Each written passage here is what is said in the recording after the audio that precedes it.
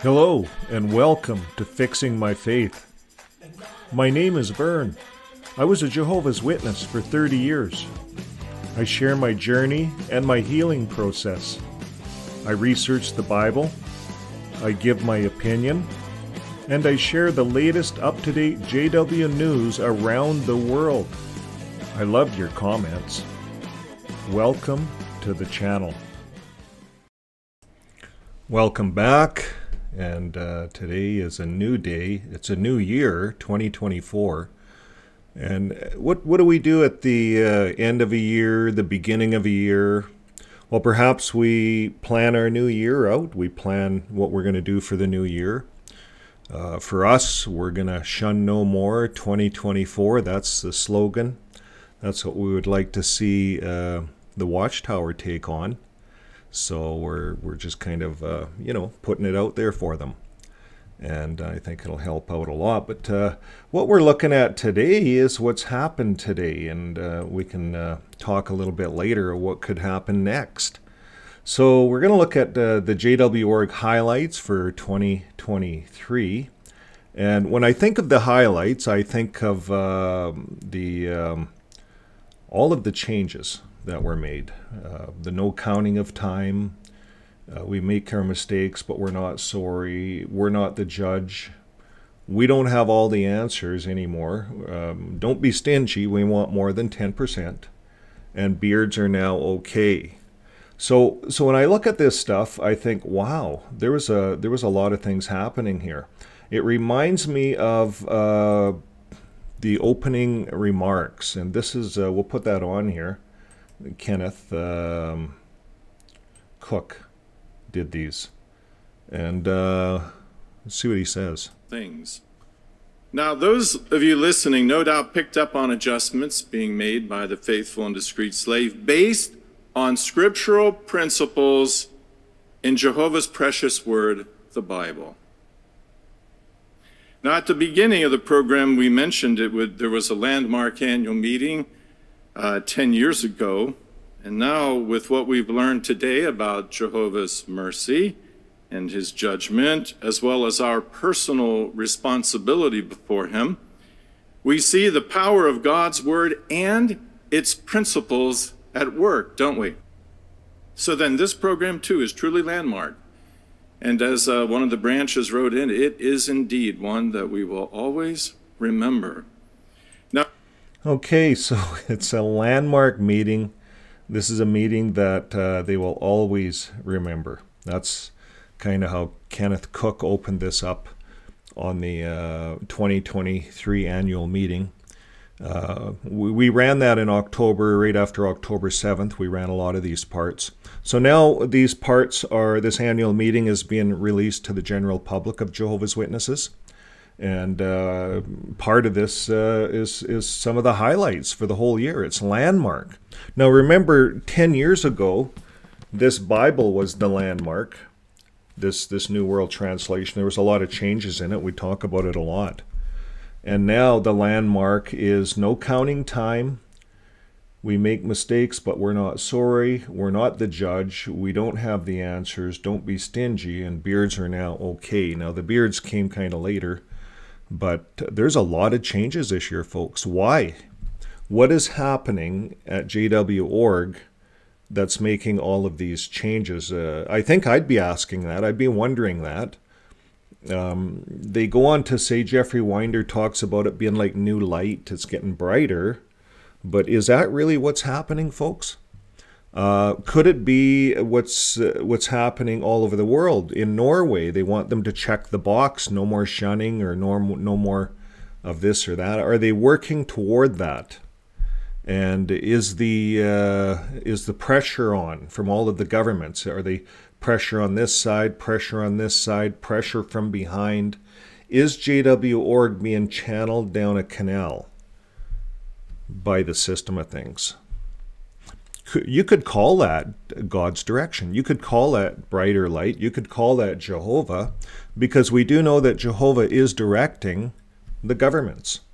That's one way to look at it. Well, let's take a look at this. Let's see what kind of new light has taken place, and we'll play some of the highlights.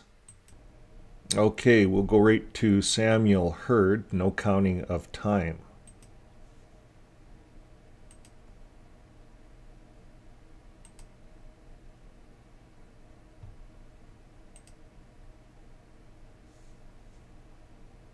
Okay, we got that up and running.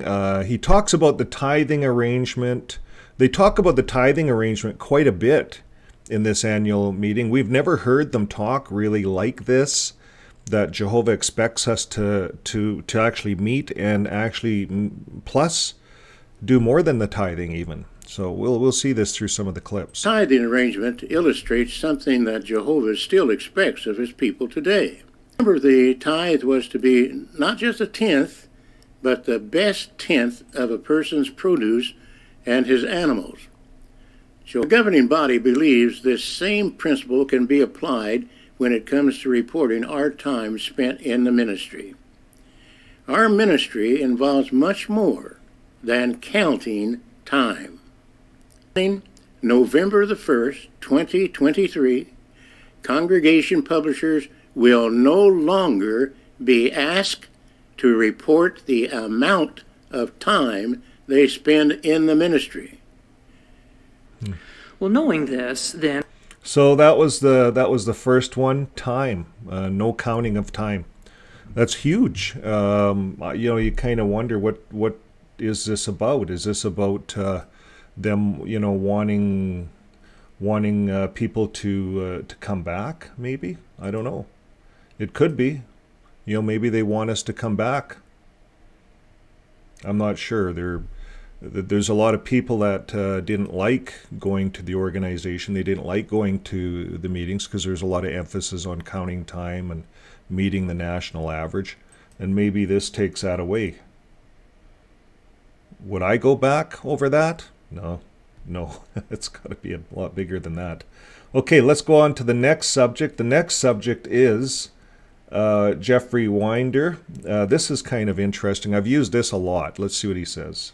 We are not embarrassed about adjustments that are made, nor is an apology needed for not getting it exactly right previously. We understand this is how Jehovah operates. He reveals matters gradually when it is needed. And also, the governing body is neither inspired nor infallible, and so it can err in doctrinal matters or in organizational direction. The brothers do the best they can with what they have and what they understand at the time, but are happy if Jehovah sees fit to clarify matters, and then that can be shared with the brotherhood. Hey. Really? Okay. Yeah, I just took some clips off my other videos. So Jeffrey Winder, he kind of gets going there, and they make mistakes. That's a big admission. We make mistakes. He says we're not inspired. So I often, what leads me as a landmark, go back 10 years. If you're not, were you inspired 10 years to take out part of John chapter 8? Were you inspired? Who gives you authority to do that? That was a landmark back then. That would be my question. They're not inspired. What about all this stuff that they're it? Well, they do go on to say they're the faithful slave still, but they're not inspired. I thought those two worked hand in hand. I'm the faithful slave and I'm inspired by God. But here they're saying they're not inspired. They're fallible. They make mistakes. They make doctrinal errors.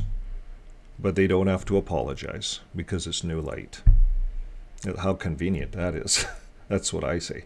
But it is an admission. It is to a point an admission of we make mistakes.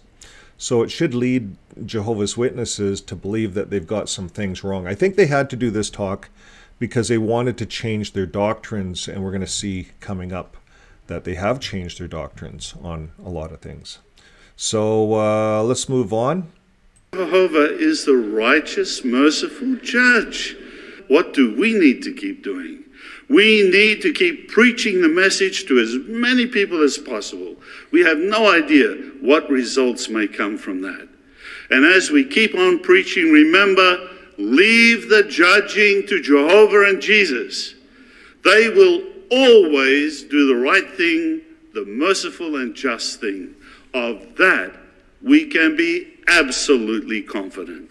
All those living during the Great Tribulation have a full opportunity to decide either for the kingdom or against it. How would you answer? Don't say it out loud. The simple answer is, we don't know. And we don't need to know, because we're not the judges. It's above our pay grade. Now, here's an interesting question. Is it reasonable for us to say that Jehovah and Jesus automatically label millions of people as goats, even though they have never had a full opportunity to respond? Interesting question. If they haven't had a full opportunity and they die at that time, is it possible that they may receive a resurrection as unrighteous persons? What's the answer? We simply don't know. We can't be dogmatic. And we shouldn't be dogmatic because we don't know. But rather, let's take comfort in what we do know. And what do we know? We know that Jehovah and Jesus are merciful, that they will always do the right thing. In Ezekiel chapter 33, verse 11, what does it say? Jehovah takes no delight in the death of a wicked person. He wants them to change.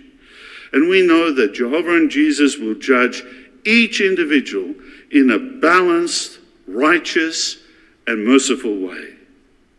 Leave the judging to Jehovah and Jesus. They will always do the right thing, the merciful and just thing. Of that, we can be absolutely confident. Have you ever asked a similar... So that was, that's a big thing, the judging, if you think about that. Leave the judging to Jehovah. And that was Jeffrey Jackson, the one that was on the Australian Commission. So he says, we're not the judge.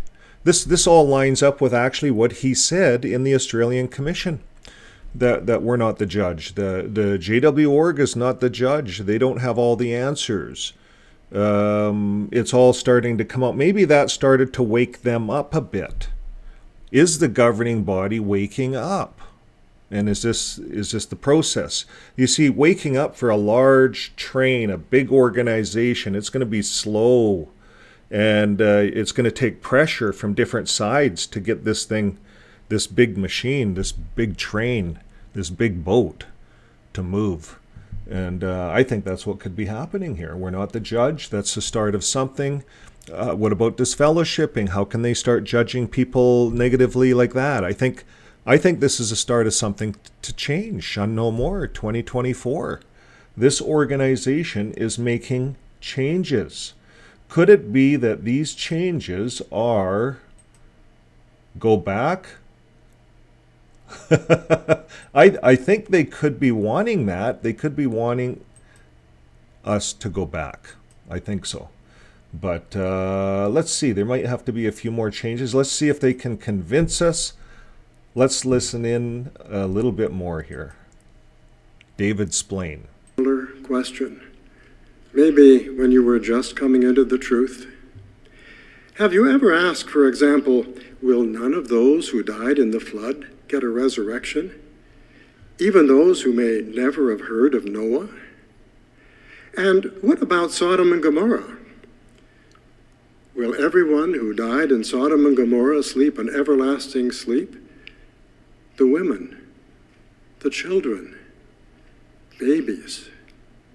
And was there not one redeemable Assyrian soldier in that band of 185,000 who died at the hand of Jehovah's angel? We don't have the answer to those questions. But we do know one thing. The merciful judge of all the earth will do what is right. Did I hear that right?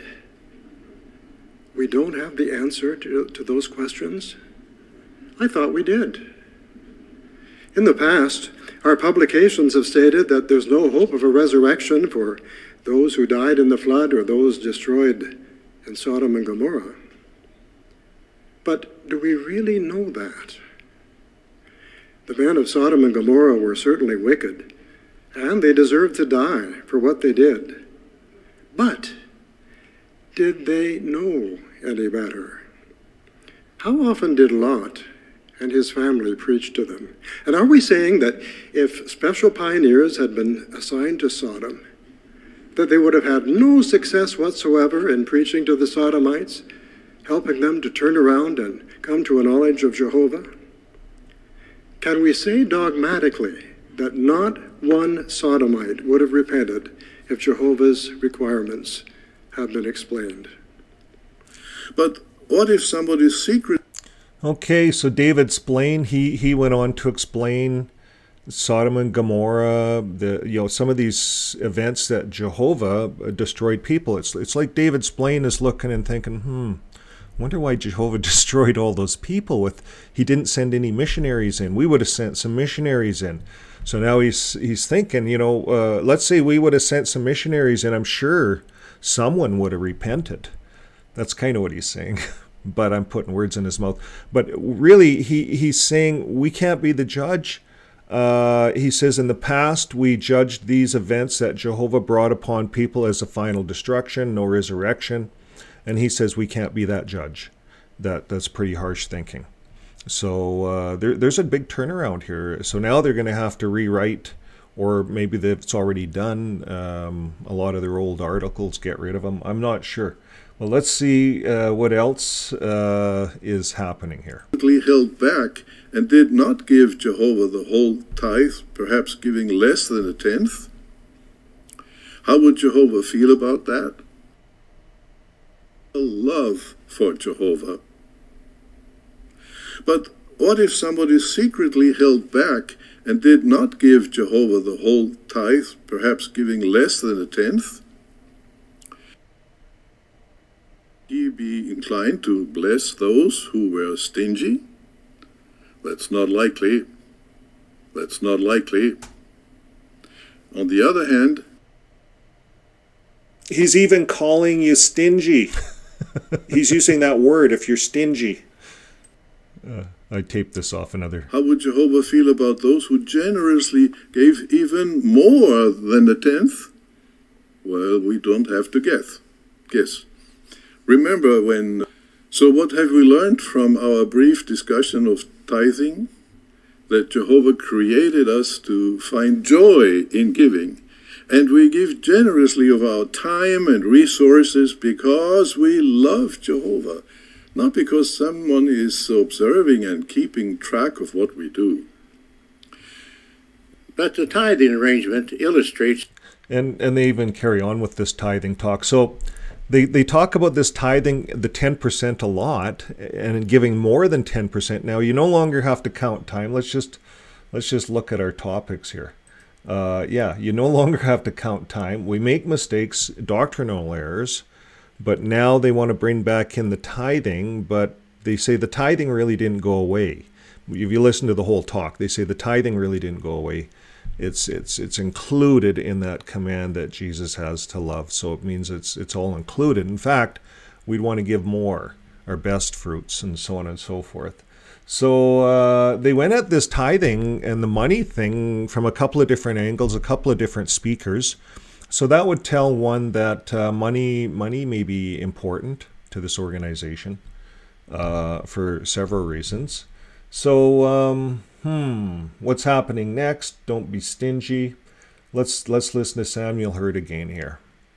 Something that Jehovah still expects of his people today. Remember, the tithe was... No, I'm just going to pull this topic off so you guys can see it. Here it is. Samuel Hurd.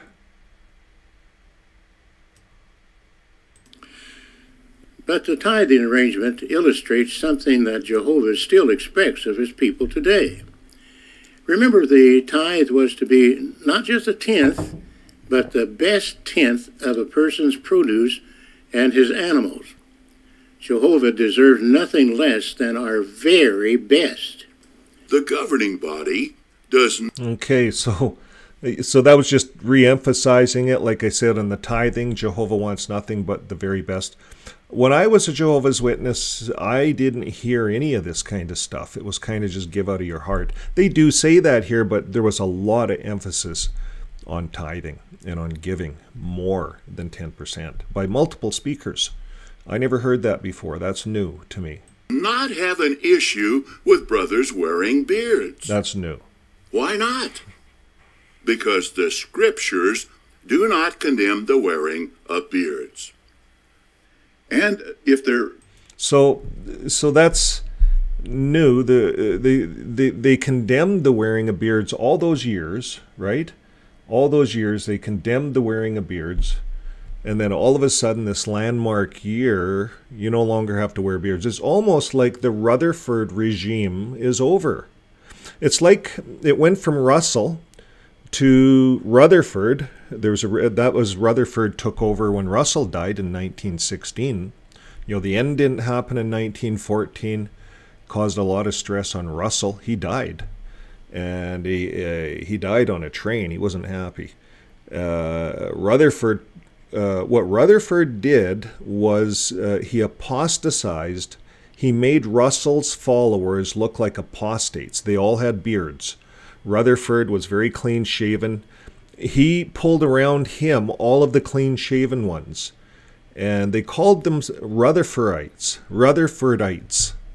And then they had Russellites. So you had Russellites and Rutherfordites, these two right at that point.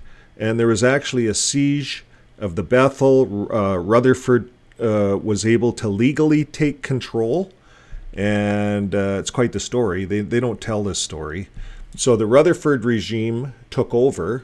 They had the safe with $2.3 million unaccounted for money.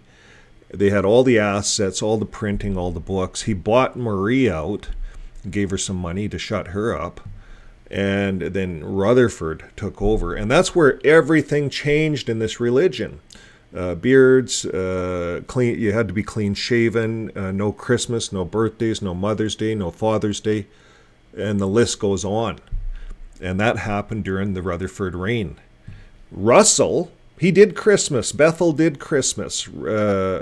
They did birthdays. They did lots of things. It was done completely different. There was no counting of time. Rutherford brought that all in. So it looks to me like the Rutherford regime is over. It's beginning to be over. And there's a few other changes that'll have to happen. The disfellowshipping. Russell didn't have that type of disfellowshipping. That wasn't part of the first religion.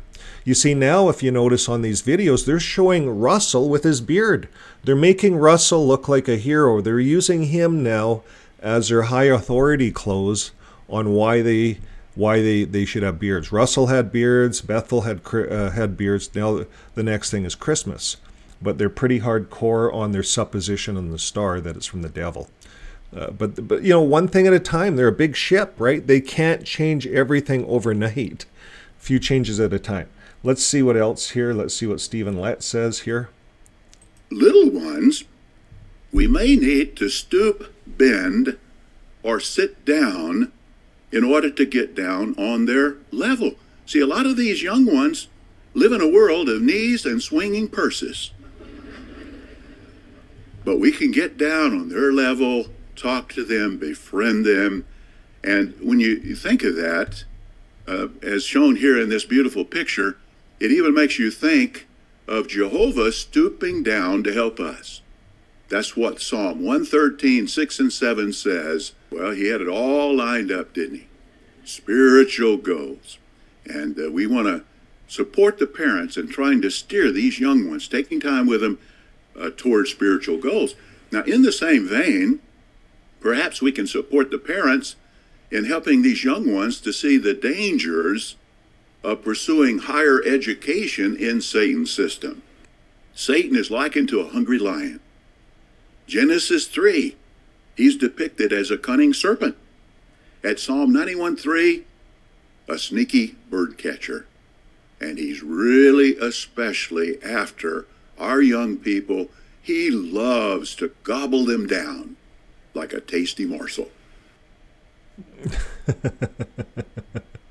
Well, Stephen Lett, he's good at that. You know, in one hand, a few years ago, babies were enemies. He's using them like that as enemies of God because he figures they're born imperfect.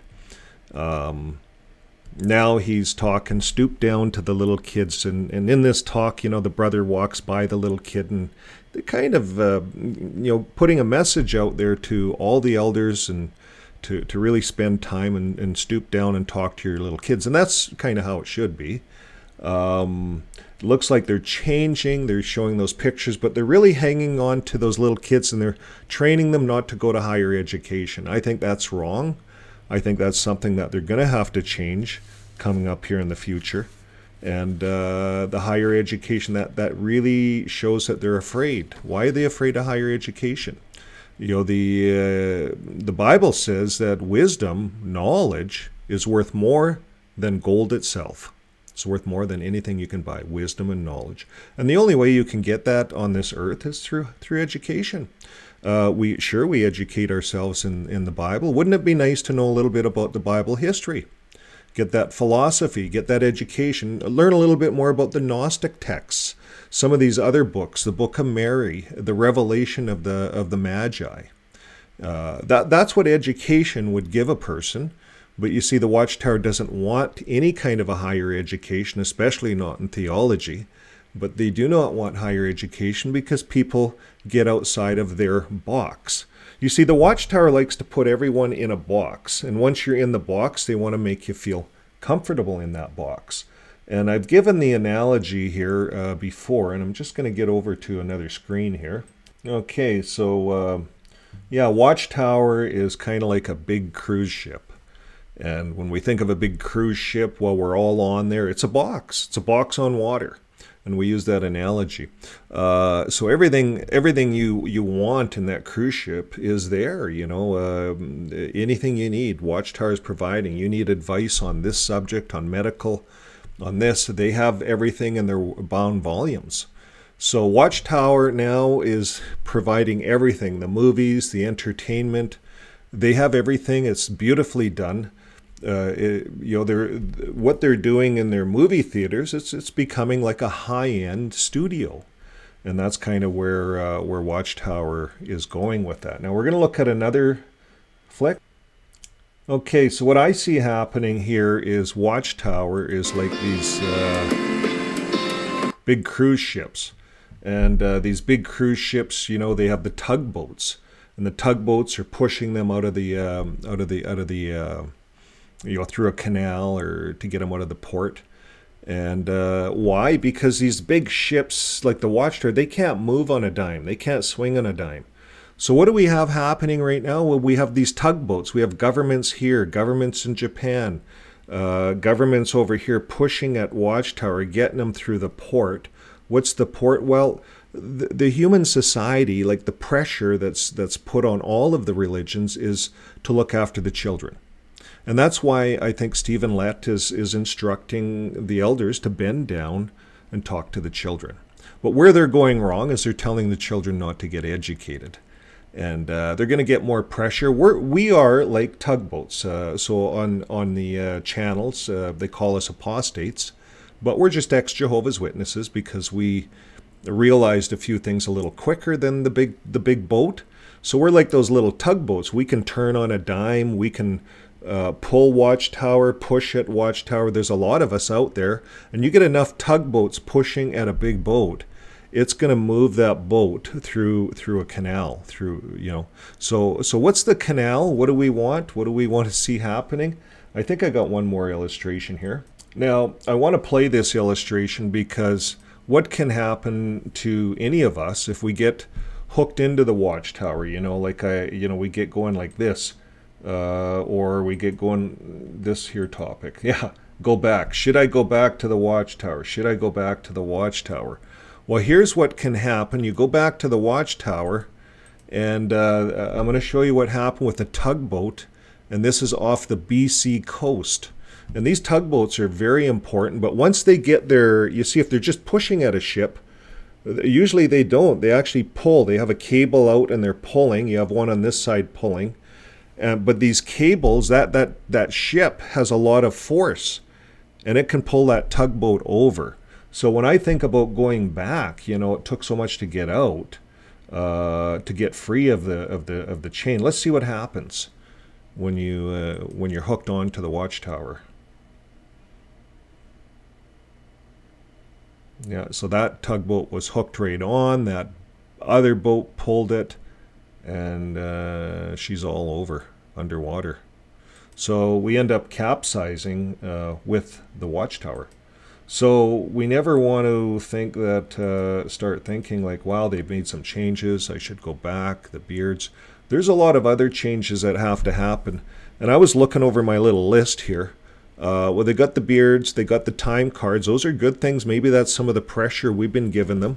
They've been getting internal pressure. The judging has to go away. The shunning, shun no more 2024. I think they have until Norway to get that figured out. Not inspired. Well, if they're not inspired, what about the blood doctrine? What about the 144,000 going to heaven? What about the whole earthly paradise thing? Okay. What about helping the homeless? Get rid of those carts down on the street. Let's have carts of blankets and really do some good with people with the donated money and really do something different. Let's get together and plant some trees every year to undo all the paper that we've used up at the watchtower. So everyone plants trees once a year. All the Jehovah's Witnesses plant trees. The Mormons do it. All the other religions do this. They're concerned about the earth, the next generation. So if we're really bending down and looking at those children in the eyes, we're going to think about the next generation. We're going to think about how we can help them in the next generation. Plant some trees. Do something different. Love. What about instead of sending missionaries over to Africa just to waste paper and air flights and donated money to do what? Let's do what some of these other religions are doing. They're putting solar systems on schools so the children can all come to school and get internet and gain a higher education. Remember, the Bible says that education, wisdom, knowledge is worth more than gold. So if we pull education into these countries, we help them advance.